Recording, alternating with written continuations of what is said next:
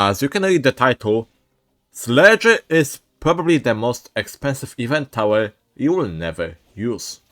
Since this tower went on sale for 650 Robux, I felt like making a video on it to see if it's worth for you to buy it. If you want a fast and simple answer, it's a no, because the tower is just not good.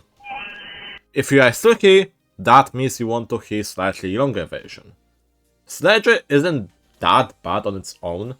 The problem with this tower is the fact that most of the time it won't fit in your loadout.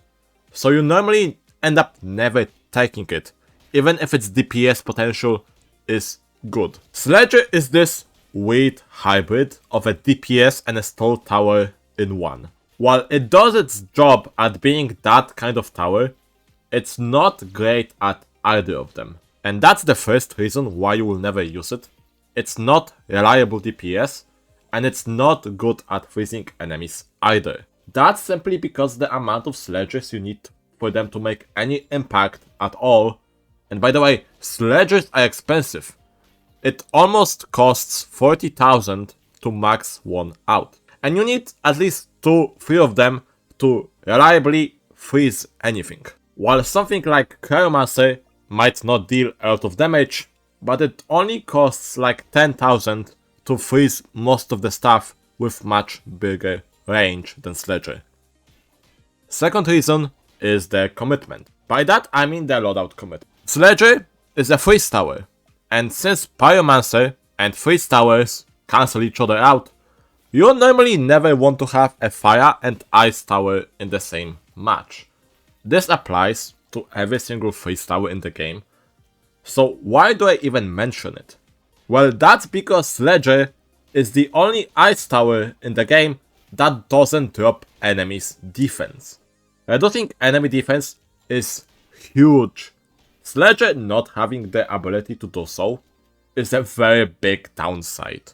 And while yes, you could bring another freeze tower or electroshocker or even toxic gunner, and while yes, you could bring another freeze tower or electroshocker to drop defense down, but then you bring 2 stall towers in a match when one is usually more than enough, and you just waste a tower slot by bringing Sledger.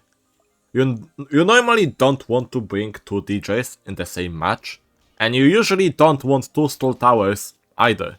Last reason is related to the first, but Sledger freeze just sucks. It's one of the worst across all freezing towers. I'm not sure if there's any worse freeze tower than Sledger is at freezing towers. It's expensive to buy. It's expensive to place down and upgrade. It doesn't have a lot of range. It's not even stun immune, and you can only place 6 of them. Relying on this tower to stall enemies would be honestly stupid, especially on something like Hidden Wave. Sledger's limit of 6 and its tiny range only allows it to stall enemies in a very small portion of the map, unless you macro this very expensive tower, which usually will not work anyways. That's pretty much all I had to say about this tower. I know it may not seem like a lot, but it's enough for me to just never use it. If you want another DPS tower in your loadout, get something that is purely DPS. But if you want a stall tower, get Cryomancer, or Freezer even. Sledger is not good at stalling at all. Sledger is just not good enough as a freezing tower in my opinion. Is it worth to buy for 650 Robux? Only if you want to collect every tower in the game, then I guess yes, it is.